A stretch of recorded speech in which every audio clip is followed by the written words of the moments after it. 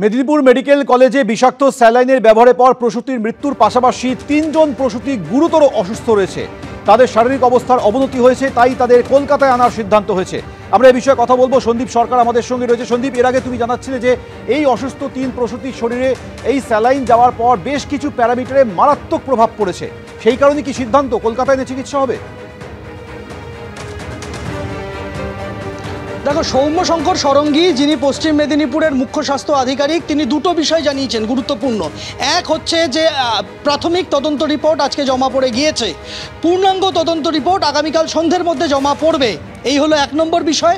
দ্বিতীয় বিষয় হচ্ছে যে 3 প্রসূতির অবস্থা আশঙ্কাজনক, দুজন আমরা জানি দুজন ভেন্টিলেশনে রয়েছেন, একজন আইসিসিউতে রয়েছেন, এই 3 জনকে গ্রিন করিডোর করে কলকাতা নিয়ে আসার সিদ্ধান্ত হয়েছে, এসএসকেএম হাসপাতালে নিয়ে আসার সিদ্ধান্ত হয়েছে।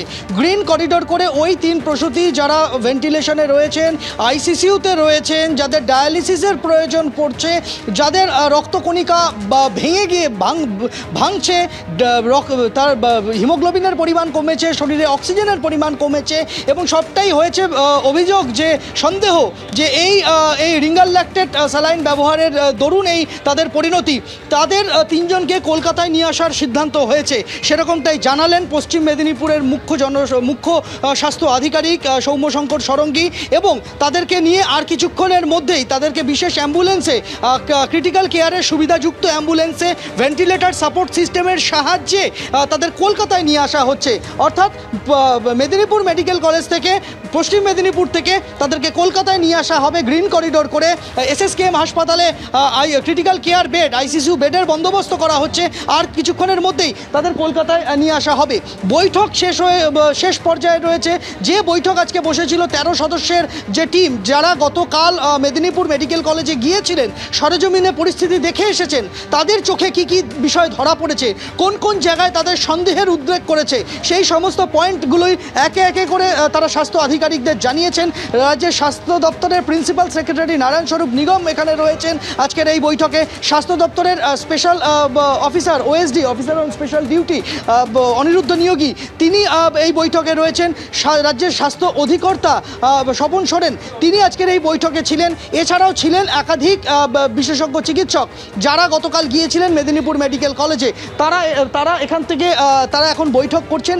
এসএসকেএম হাসপাতালের একাডেমিক বিল্ডিংয়ের অডিটোরিয়ামে বৈঠক হচ্ছে, সেই বৈঠক শেষ পর্যায়ে, এবং সেই বৈঠকেই সিদ্ধান্ত হয়েছে, এবং সেই সিদ্ধান্তকে কার্যকর করার জন্যই পশ্চিম মেদিনীপুরের মুখ্য স্বাস্থ্য আধিকারিক তিনি দ্রুত রওনা হয়ে গেলেন মেদিনীপুরের উদ্দেশ্যে।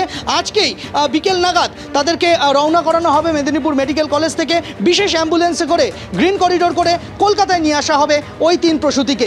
4 প্রসূতি হাসপাতালে ভর্তি রয়েছেন, 1 প্রসূতির শারীরিক অবস্থা তুলনামূলক ভালো, 3 জনের অবস্থা অত্যন্ত সংকটজনক, তাদেরকেই কলকাতায় এসএসকেএমে নিয়ে আসা হচ্ছে। তার জন্য এখানে ক্রিটিক্যাল কেয়ার বেডের বন্দোবস্ত করা ইতিমধ্যেই নির্দেশ হয়ে গিয়েছে, এবং গ্রিন করিডোর করে পার্শ্ববর্তী যে কটি জেলার ওপর দিয়ে তারা সেই অ্যাম্বুলেন্স আসবে, প্রত্যেকটি থানাকে অ্যালার্ট করা হয়েছে, প্রত্যেকটি জেলাকে অ্যালার্ট করা হয়েছে, প্রত্যেকটি রাস্তার ট্রাফিক পয়েন্টকে অ্যালার্ট করা হয়েছে, যাতে গ্রিন করিডোরে কোথাও অ্যাম্বুলেন্স বাধাপ্রাপ্ত না হয়। যে কটি টোল প্লাজা রয়েছে তাদেরকে অ্যালার্ট করা হবে, এবং সেইভাবে গ্রিন করিডোরের মাধ্যমে ওই 3 প্রসূতিকে মেদিনীপুর মেডিকেল কলেজ থেকে এসএসকেএম এর পথে আর কিছুক্ষণের মধ্যেই রওনা করানো হচ্ছে।